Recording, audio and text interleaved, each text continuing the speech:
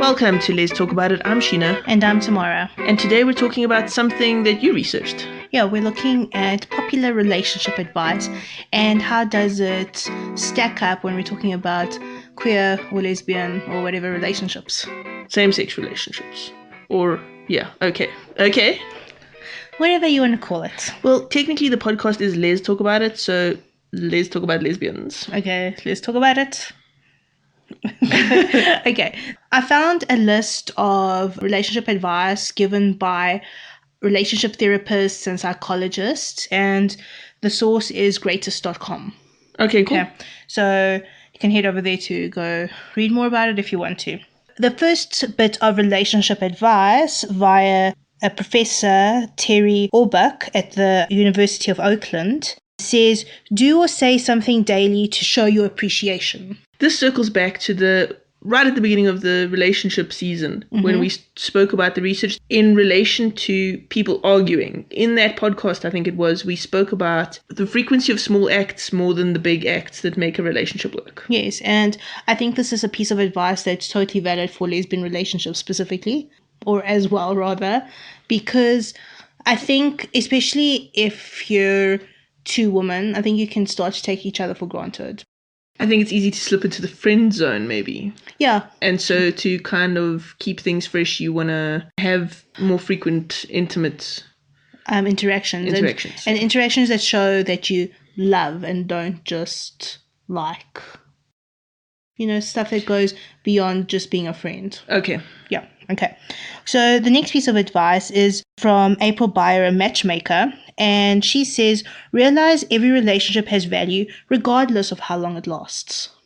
Okay, I think that's actually a really good sound piece of advice, and I think if anything, lesbians tend to do this well. We tend to keep our exes as friends, and we tend to build a little network of lesbians that way. Sure, but I think, what's important is to look at actually what value that relationship brought. Not just looking at it as a fling or another friend, but maybe looking at as a learning experience, seeing what that relationship gave you and how it can help you maybe grow. Okay. So the next piece of advice is by Irina Furstein, and she's a couples therapist. Never take your partner for granted. Okay, expand on that.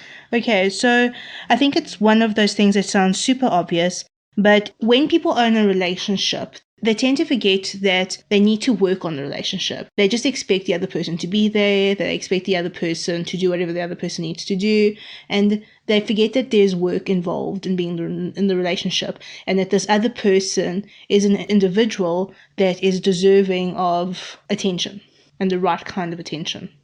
I agree with this, and I think it applies to lesbian relationships as well. I think it's easy in a same-sex relationship to slip into the friend void, that you're always going to be there for me void, that space. Mm-hmm.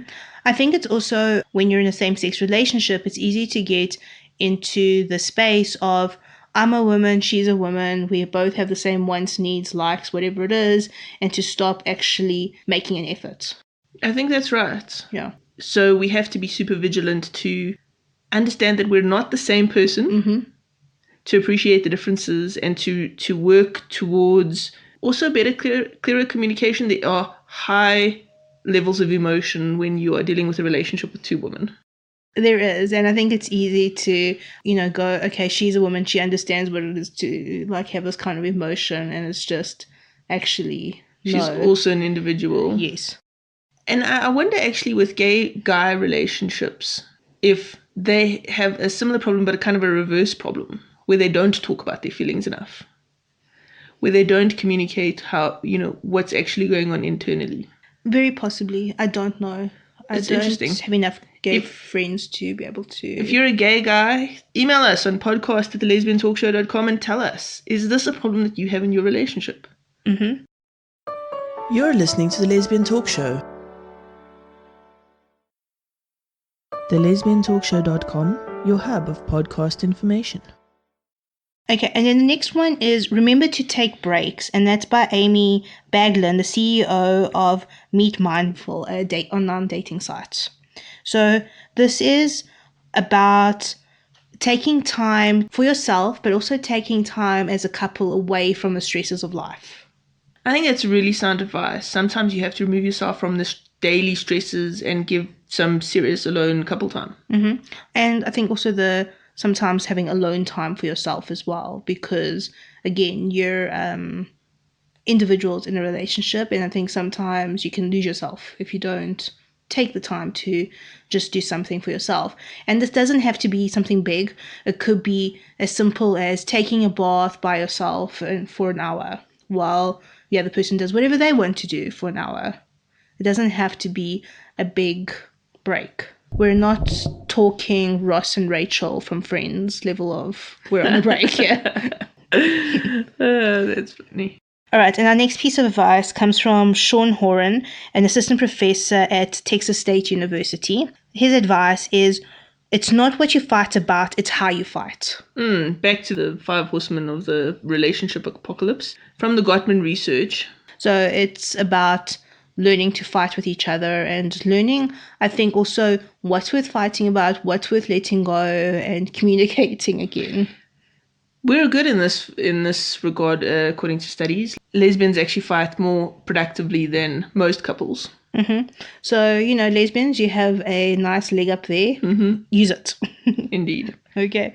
And then the last one is stop trying to be each other's everything. Oh, my God.